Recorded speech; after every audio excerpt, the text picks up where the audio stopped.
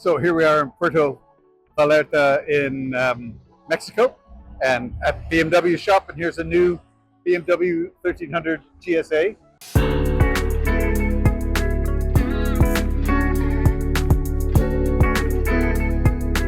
We've been riding around for the last 6 months in the US and Mexico on a new 1300 GS. So just going to take a couple of minutes to talk about the obvious differences between the GS and the GS Adventure, the GSA. I mean, the first thing you could see just looking at this profile here is that the tank is enormous. It's got all of this extra width out here, so it makes the tank actually even wider than the boxer engine below. It's got this additional superstructure here on top of the tank, which does at least a couple of things. It adjusts the wind flow, I think, to reduce noise over the tank, but also provides support for these lights. You can see these additional lights here come with a protection built in. So, I mean, it gives the bike just a completely different square sort of look at the front. Makes it look really unusual and different from any other bike on the road. You either like it or love it. I actually think it's quite cool.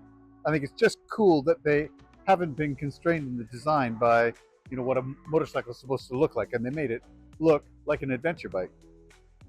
The other thing you get with it is you get additional mounting points for luggage. So there's mounting points here for luggage. There's additional luggage that you can get to fit here under the passengers' knees, actually. And the mounting points for the luggage back here are for the GSA luggage. And I haven't seen the GSA luggage. All of the normal GS luggage has been recalled and now replaced. And I don't even know if they've got actual GSA luggage available for this yet. So other things you get with the GSA, you get these pedals, which are all much more aggressively designed for off-road boots. Comes as standard with spoked wheels, whereas on the GS you can choose for spoked or alloy wheels. We drive on alloy wheels because we're mostly on the highway, but this comes with spoked wheels and much more aggressive off-road tires as well. Something that disappoints me a little bit, or that surprises me a little bit, on my GS 1250, my 1250 GS, I've got engine protectors that come right up to here and protect the top of protect the side of the bike as well, protect all this superstructure. And this one comes without it. And it's got this piece here which allows, I guess, the bike to pivot on it, so it's going to do less damage here. But I'm surprised that there isn't an option, or this isn't fitted with an option for tank protection as well. In terms of the instrumentation, everything is pretty much the same. I believe that there's an additional enduro mode on this, but otherwise it's pretty much the same. Extra fitting here to be able to fit a tank bag, which I don't have on my GS. Yeah, so that's about it.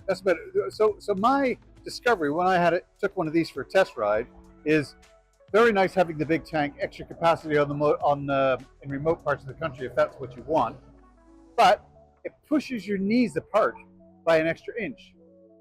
And I didn't try it over hundreds of miles, but I just imagine that over hundreds of miles, that extra change of position, pushing your knees out, is just gonna, damage my old hips even more than they're already damaged. So for me, I carry a jerry can on the odd trip that I do, which is going to run me into mileage stress.